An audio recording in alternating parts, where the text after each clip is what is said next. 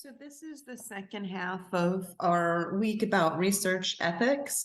And I want you to really think now about your role as a researcher, right? What is the research integrity or the stance that you're going to take throughout all the research you conduct? And that, it's what I said before, we have to be self-reflexive, that many times the ethical issues are not about necessarily the treatment of human subjects, right? Maybe things have gotten somewhat better since we've had these IRBs and the reviews, but sometimes it's we as researchers who are the problem, right? So we need to think about what kind of constitutes this misconduct. So sometimes people make up data, right? I may be under pressure by a funder or a deadline or a boss or a company, and I'll produce data that's not there. So it's completely fake, completely made up, non-existent. Or I may falsify data to give me the answer I want. So I'm conducting a let's say a t-test or a hypothesis test, and I find there's no statistical difference, but I alter the requirements of that test, so I find the treatment to be statistically significant, right? Which is a problem. Plagiarism, everybody is at risk for that you may hear an idea at a conference, or you may hear of a study, and then you may implement that work without citing the original source.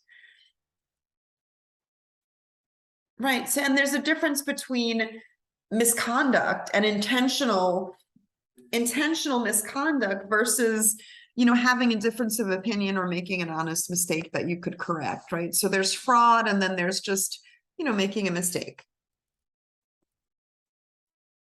And it's so important because if we lose trust, as we have in the past with researchers who are unethical, we can lose trust in science, scientific autonomy, we can lose funding.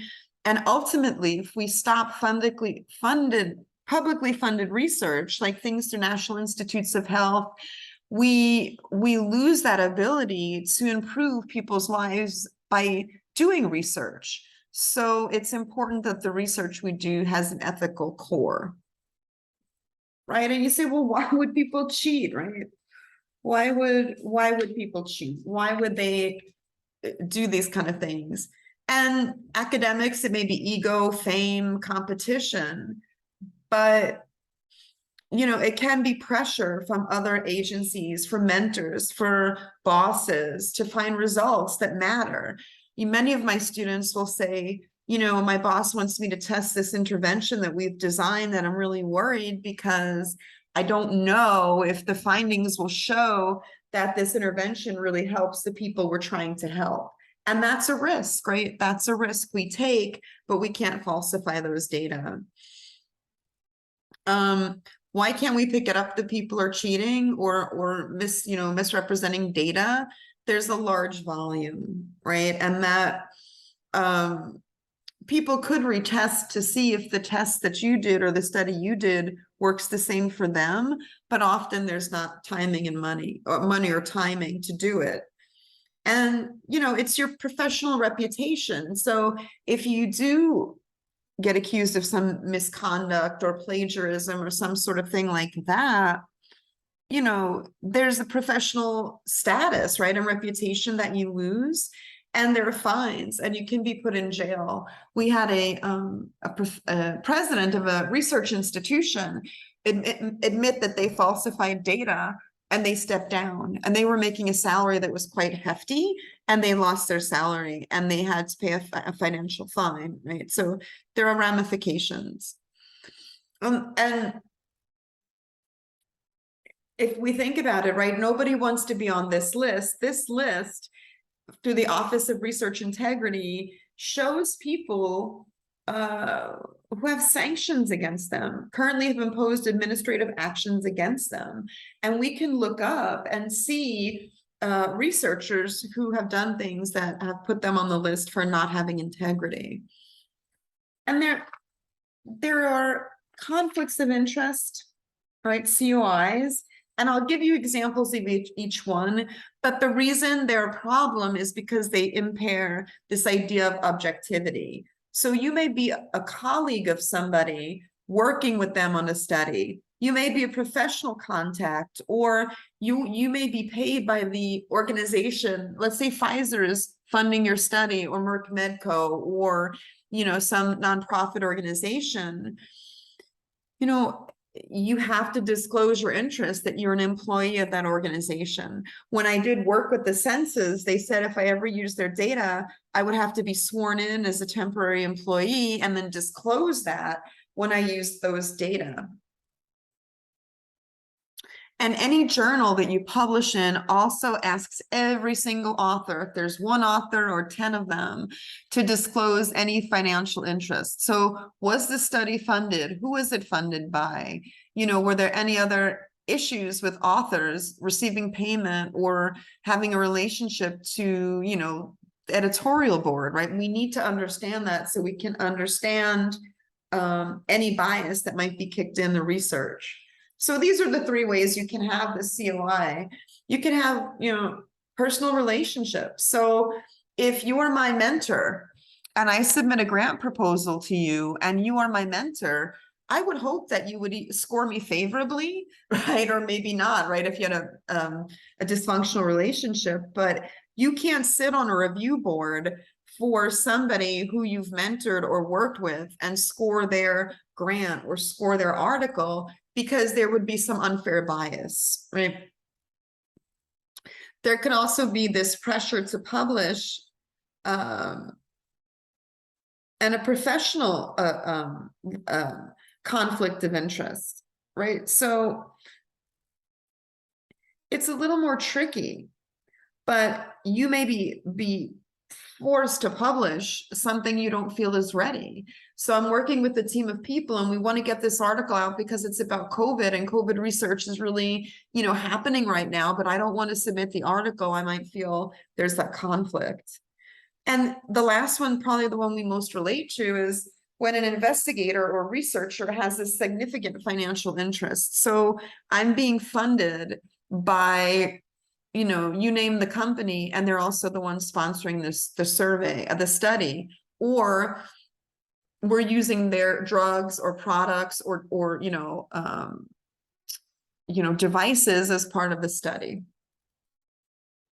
And this is the example we talked about way back. I know it seems so long ago, but in week 1, this idea about autism, and it's really like 12 cases, right? So the original guy who found autism looked at 11, and then this gentleman, a researcher, wanted to look at the relationship between the measles, mumps, rubella, the MMR vaccine, and autism.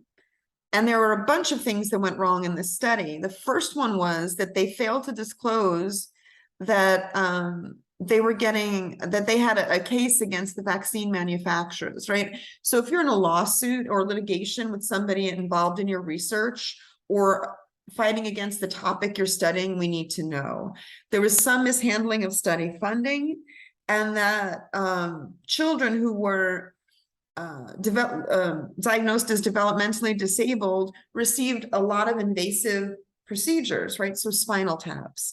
And if you've ever had a spinal tap, it is invasive, meaning it's not an everyday procedure. So think about the beneficence of this. What is the benefit to the children versus what is the risk of health and injury and pain, right? And that in the beginning, they didn't talk about any kind of issue that they were looking. So they avoided anything that didn't go along with their party line or what they were studying. They didn't include it. And when they were asked why, they said, oh, there's no space in the article. But important key elements of the study were not mentioned.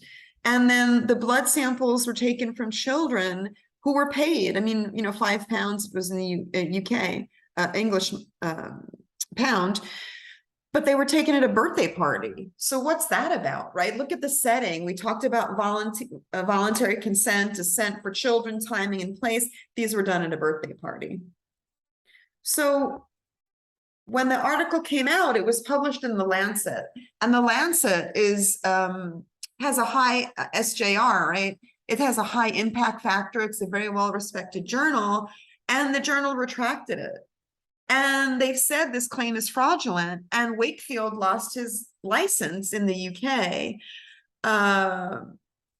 But people believed the article, even though it was retracted and fraudulent, and people made decisions about vaccinations based on these bad data, and there were deaths. And even though this article and this idea has been debunked or retracted or taken away, there are many people who still believe this idea, and this idea is perpetuated through public speaking and other ways of thinking. So think of the impact of when ethical safeguards kind of fail.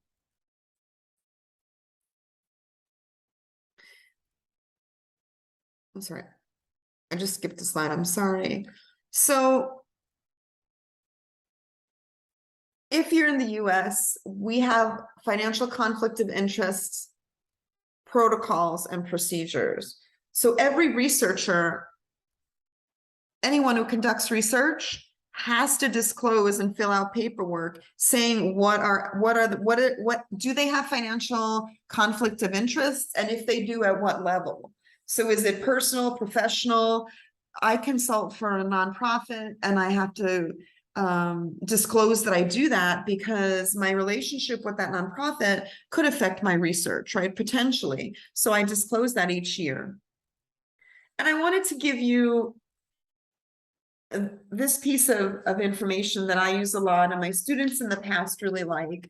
I don't expect you to memorize all of this, but I want you to get the theme of what this is, and that when we're doing research, remember I said marginalized and vulnerable populations can sometimes be problematized language. When we're consenting people who have questionable ability to consent, meaning they're over 18, but there might be some cognitive changes that we are wondering about, it is the job of the researcher to really make sure that consent is relayed to that person in a way that is person-centered and honors the person. So we don't go to a proxy or somebody else and get consent for that individual. We make consent available and really feasible and meaningful for the person. So we can use screening tools. We can do an assessment plan. We can consent the person each time we meet with them and talk with them.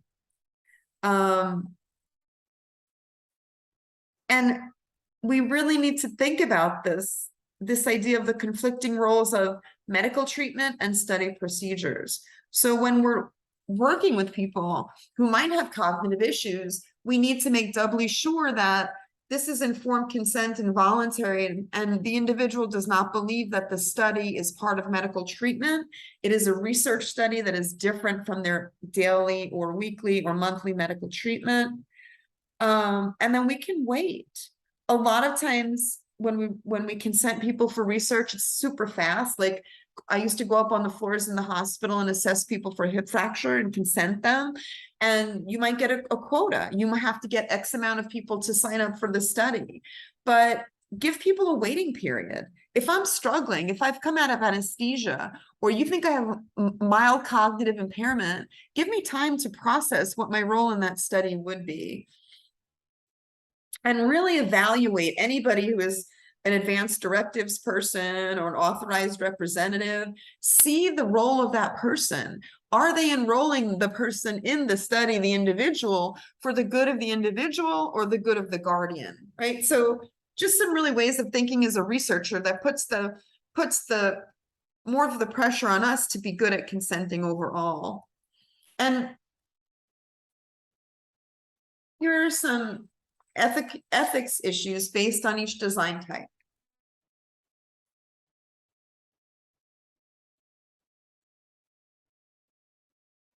For qualitative researchers, I mean, I've spent 6 years studying older adults who lived in a working class community, a very diverse and working class community in all levels for 6 years, right? And there's this idea that if you're a qualitative, and you're with the group for so long, right? You might identify with the group, you might want to advocate for the group, and you might lose your researcher's perspective. And what people do is they do a researcher's stance, right? So what do I think? What do I feel? What do I know? And then this is who I am, and this is my relationship to the group, right? They're very transparent. And we do this a lot in quantitative work. We have multiple data sets about the same people, and we have some identifiers in those data sets. Like we may have your age, we may have the way you define racially, ethnically, in terms of social class, in terms of your town that you live. And then we may have another data set, and we may link them.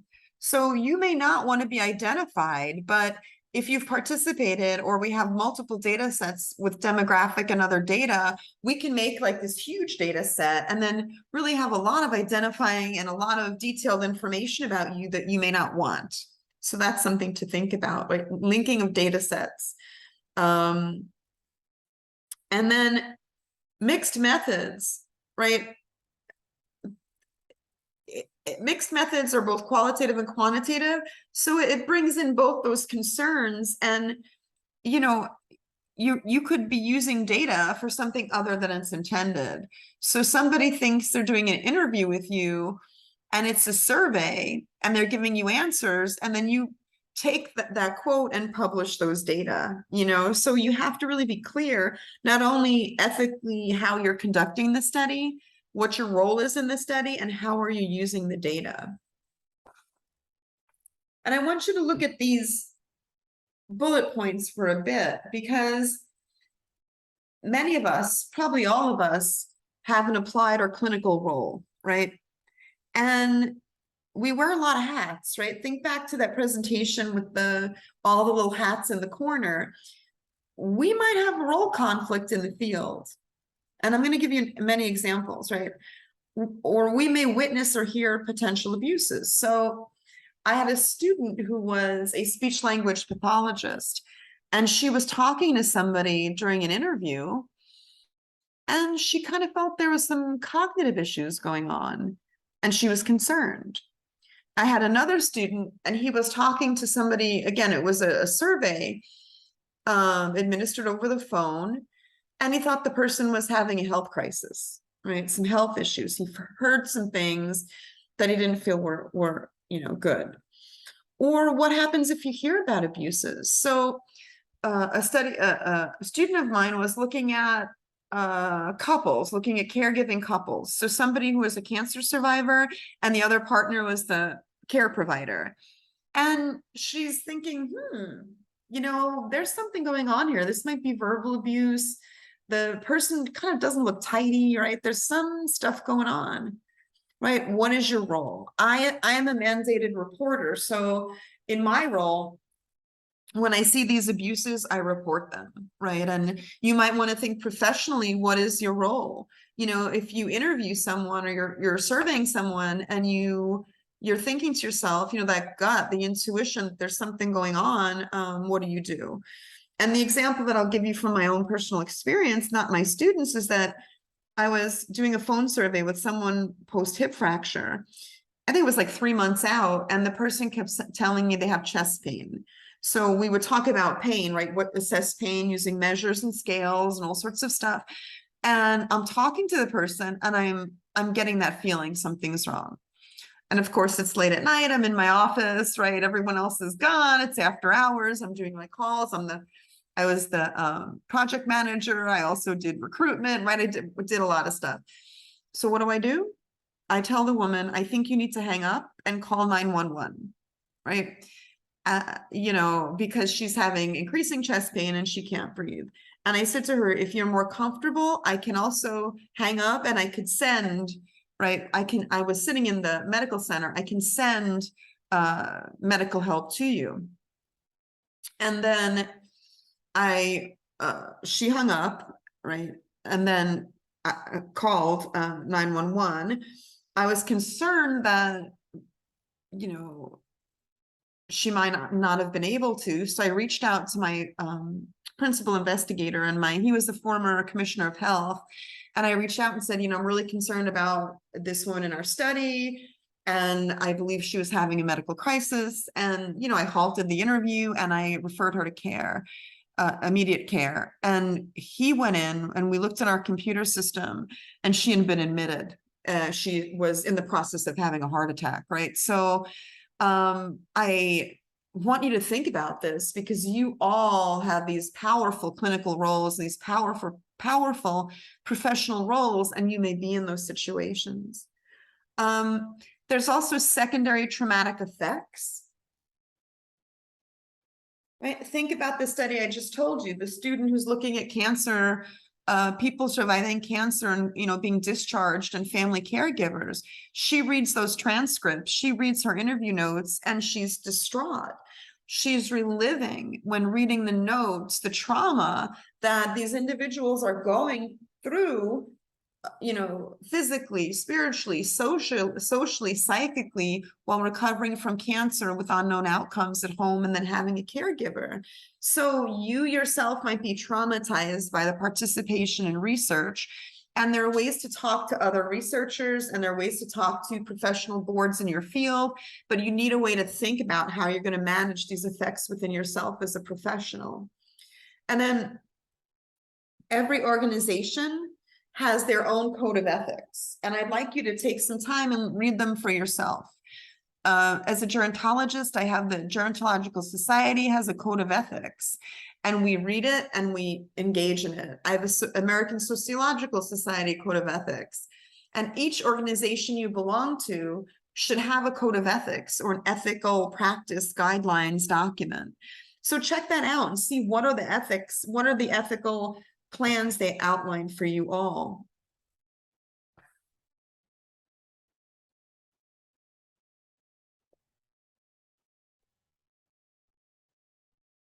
And this I included. So this, to me, your book talks about understanding culture. And I would reframe this with you and say, we need to have cultural humility, and we need to have an understanding of the relationship of the groups of the researchers and the people that they want to study over time, right? That there's a historical frame in which we all exist, and everyone has a history, and there's historical relationships between groups that can hinder or support research. And I love this article. It came out, it's working with research with Indigenous older adults, so people self-define as Indigenous, and what research methods people try, and then what are some limitations, right? What is the limitation of trying that research method with the group? I mean, if you're also interested, it's a bit of a tangent, but there are many more critical ways of doing research, and many more informed ways, right? So you're learning the basic research methodologies, but we have to understand the groups that we are researching, quote unquote, on, right? We should be researching with, and ideally groups should be represented and leading research. So I'm going to give you just an overview of this. So a lot of people who identify as Indigenous will tell you research is the dirtiest word in the vocabulary because of the historical frames in which research was abusive and research violated, you know, and could be lethal, right? The ramifications of research, which we've seen in the past video. So if people want to do qualitative research with groups that identify as Indigenous, and we want to understand, right, the lived experience, that's the role of qualitative research. Well, it's appropriate for groups that have an oral tradition, right, where they'll talk and you know, think and use storytelling.